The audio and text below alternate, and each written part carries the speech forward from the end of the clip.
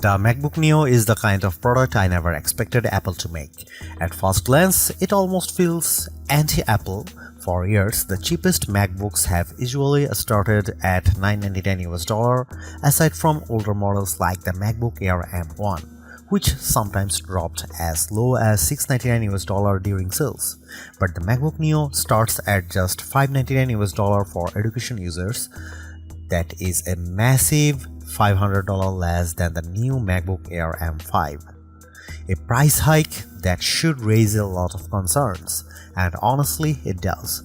But after spending time testing the MacBook Neo, I can say this clearly, it is the most complete laptop I have ever used under $600.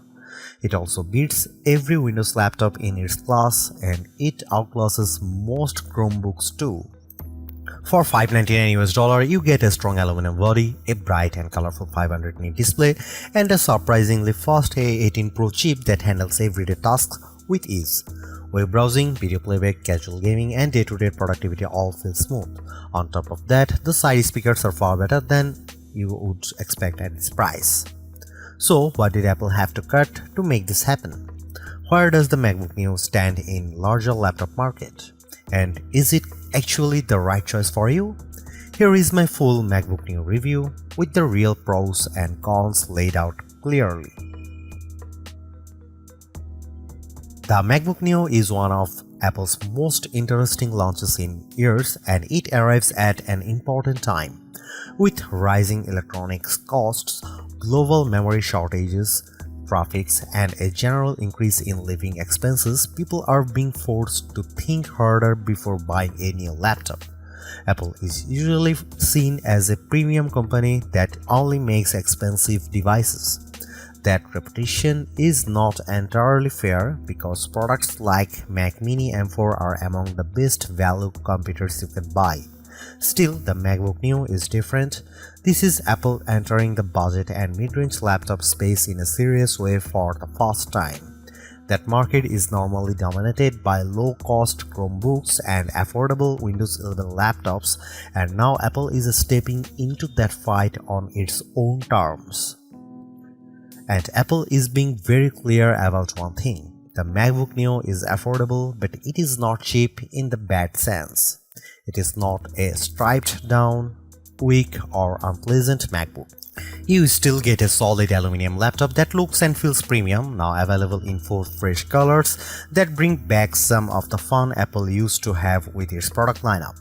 You also get a bright and sharp Retina display with a 2408 by 1506 resolution, which is much better than the 1080p screens that are still common in this price range. The built-in speakers sound excellent, the 1080p webcam makes video calls look clean and sharp, and best of all, the MacBook Neo runs full macOS. That means you can run almost any Mac app you want. The only real concern is 8GB of unified memory, which can limit performance when you push multiple apps at once. Even so, for everyday tasks, I had no major problems using the machine, and that makes it especially appealing for students. The biggest surprise is still at the price. At $599, it is extremely hard to find a Windows laptop or Chromebook that matches the MacBook Neo in build quality, display quality, and overall performance. For students, the price can drop even further to $499, and at that point, it becomes a very easy recommendation. That said, there are compromises. The keyboard has no backlight, which makes it harder to use in dark rooms, and the 2 USB-C ports use older USB 3 and USB 2 technology instead of faster modern standards. Even with those compromises, Apple has made what is easily the best budget laptop you can buy in 2026. It may not be the absolute cheapest laptop available, but it is absolutely worth paying a little more for this level of polish and consistency. Windows laptop makers and Chromebook makers have been put on notice. The biggest selling point of the MacBook Neo is its price. Apple clearly worked hard to keep the cost as low as possible while still delivering something that feels like a real MacBook. The starting price is just $599 with an additional $100 discount for education users. That makes this one of the cheapest Macs Apple has ever released. Yes, The Mac Mini M4 launched at a similar price and it is more powerful, but it does not include a display, keyboard or mouse. For pure out-of-the-box value, the MacBook Neo is the stronger deal. At the base price, you get a 13-inch Liquid Retina display, 8GB of unified memory and a 256GB SSD. Power comes from the Apple A18 Pro chip, which includes a 6-core CPU and a 5-core GPU. That chip first appeared in the iPhone 16 Pro in 2024, and using an older mobile chip instead of an M series chip is one of the key reasons Apple was able to bring the MacBook Neo to market at this price.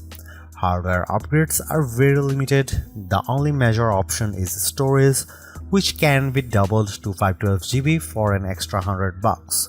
Considering how expensive storage is, that actually feels reasonable. The larger storage option also adds a Touch ID button to the keyboard, which lets you unlock macOS, approve purchases with Apple Pay, and authenticate with your fingerprint. The base model does not include Touch ID. At $599 US, the MacBook Neo goes directly against budget favorites like the HP Chromebook Plus 15.6-inch and the Acer Aspire Go 15. That is a huge shift because it is rare to say a MacBook is competing in that exact segment. Apple's build quality and design easily outclass most of those machines. The MacBook Neo also changes the meaning of cheapest Mac. The MacBook Air is no longer the entry point, and that makes the new $1,099 US starting price of the MacBook Air M5 feel a little easier to accept, not exactly pleasant, but at least a little more understandable. There is one more detail worth noting. In the UK and EU, the MacBook Neo does not come with a charger in the box, only a USB-C cable. That follows a pattern we have already seen with other devices, and it is likely meant to reduce e-waste. But if you do not already own a USB-C charger, you will need to buy one separately. The MacBook Neo proves that Apple still knows how to make a budget product feel premium. Even though this is the least expensive MacBook in the lineup, it still looks and feels better than almost every laptop in its price range. The aluminum body gives it a solid, durable and high-end feel. It also comes in 4 bright color options, and the review unit I tested was the Citrus version, which is a vivid green shade that stands out in a good way. I also saw the color at the launch event. Silver is the classic Mac look, blush is a soft pink tone, and indigo is a deep blue. These colors feels fun without looking childish. That said, the aluminum build does mean the MacBook Neo is not quite as light as you might expect. At 2.7 pounds or 1.23 kg, it weighs the same as a MacBook Air. That is still portable, but students carrying it around all day may notice the weight. It is also slightly thicker than the Air. Apple has also matched the keyboard color to the laptop's finish, which gives the MacBook Neo a more unified and polished appearance. Apple describes it as a more colorful MacBook, and that is a fair description. One of the main differences between the base model and the higher storage version is Touch ID. If you buy the 512GB version, you get a Touch ID button on the keyboard that makes logging in, authorizing installs, using Apple Pay, and managing passwords much easier. It is a shame that Apple limited this to the more expensive model because biometric security is extremely convenient and is already common in many budget Windows laptops. The base model instead gives you a plain lock button, which is much less useful. The keyboard itself feels comfortable and responsive, just like the Magic keyboards on more expensive Macs. But it misses one major feature: backlighting. On other MacBooks, the keys light up in dark environments, which makes typing much easier in classrooms, libraries, or at night. Without that lighting, the MacBook Neo becomes more difficult to use when the room is dim. That is probably the biggest design compromise Apple made to hit the lower price. It is not a deal breaker, but it is hard to ignore. Along the left side, you get 2 USB-C ports These also handle charging. Since there is no MagSafe 3 here, the ports look normal, but they are not equal. The rear port uses USB 3 speeds, which reach up to 10 Gbps. That is fine, the most accessories, but it is much slower than the Thunderbolt 4 and Thunderbolt 5 ports on more expensive MacBooks. You can still connect a USB-C monitor and run it at 4K 60Hz, which is good. The second USB-C port is much slower because it uses USB 2 technology. That means speeds of just 60 MB per second, which is really only suitable for low-demand accessories like wired mice or keyboards.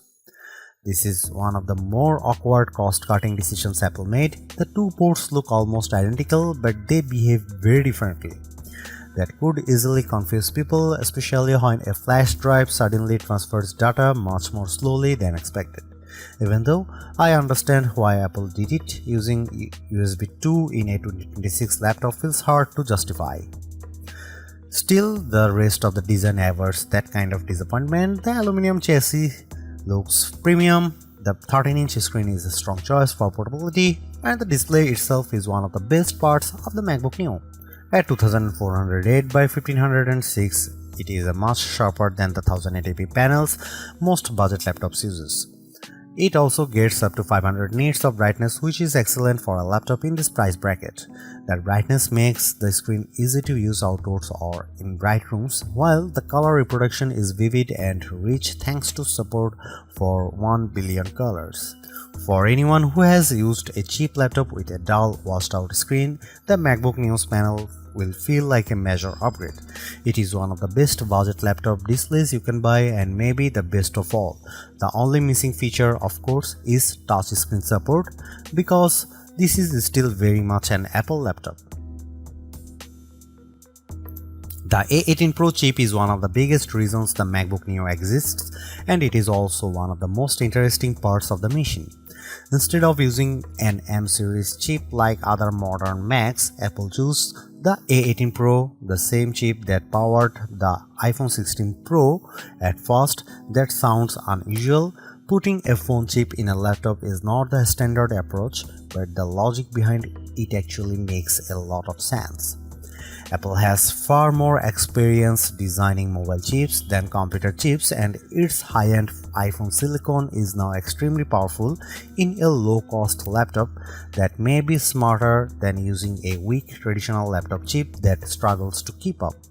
By using an older iPhone chip, Apple lowers the cost without sacrificing too much real-world performance. So why not use an older M chip like the M1? Apple says the A18 Pro has a 16-core neural engine that is better suited for on-device AI tasks, including Apple Intelligence features inside macOS. The M1 is not as capable in that area, and the A18 also benefits from faster memory that makes this choice look a lot more strategic than strange. And because the A18 Pro is still a 64-bit ARM-based chip, the MacBook Neo runs full macOS, not a restricted mobile operating system.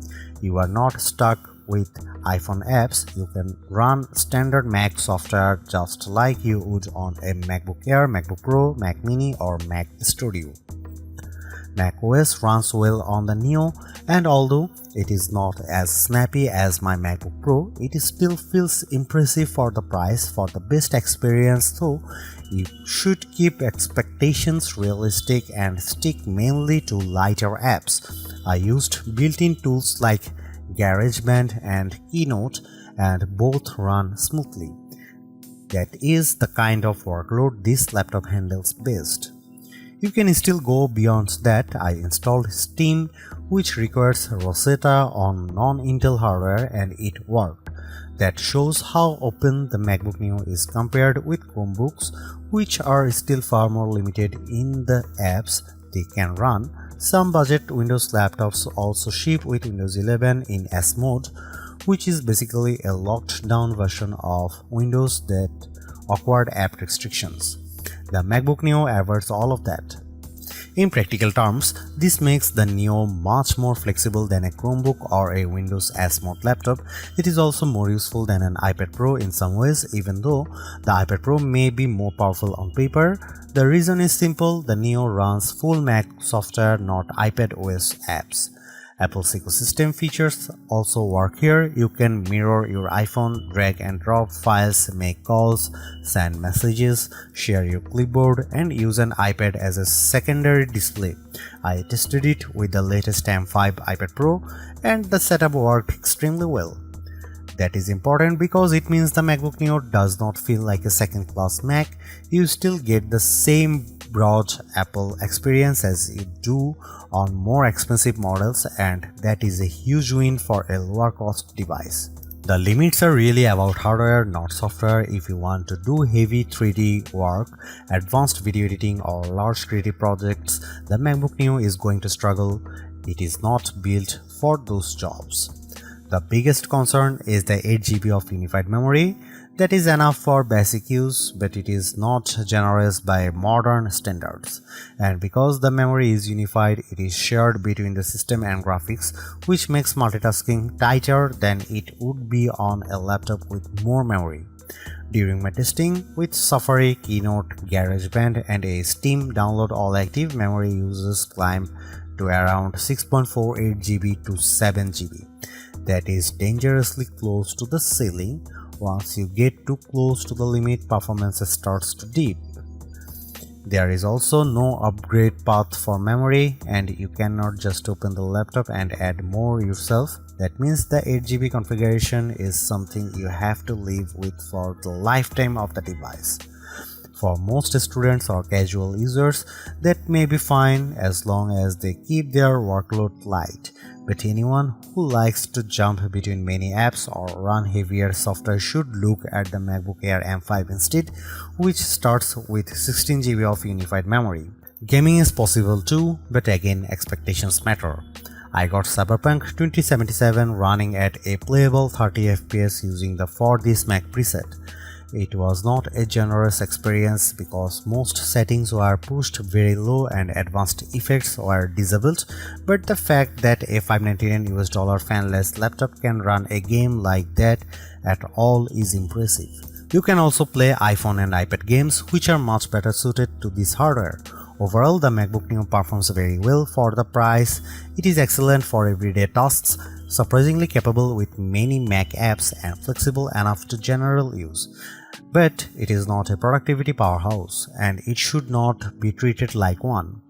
One more advantage deserves mention: the MacBook Neo is fanless. That means it stays quiet in use, which is a major benefit over many budget Windows laptops that get noisy as soon as the system starts working harder. The MacBook Neo is the best budget laptop you can buy right now. It is true that Neo sits at the upper end of what many people would call budget, but the gap in quality between this and most Windows laptops or Chromebooks at the same price is huge. The design is premium, the display is excellent, the speakers are surprisingly strong, and the performance is more than good enough for day-to-day work. What impresses me most is that Apple did not cripple macOS just to hit a lower price. You still get the full Mac experience along with support for the broader Apple ecosystem. That makes the Neo feel like a real MacBook, not a watered-down version. Yes, there are compromises. The USB-C setup is awkward, the keyboard has no backlight, and the 8GB memory limit is restrictive, but those issues are understandable in a laptop this affordable, even if they are still disappointing. At the end of the day, Apple has made a budget MacBook that actually feels worth buying. It is not the cheapest option on the market, but it is one of the smartest.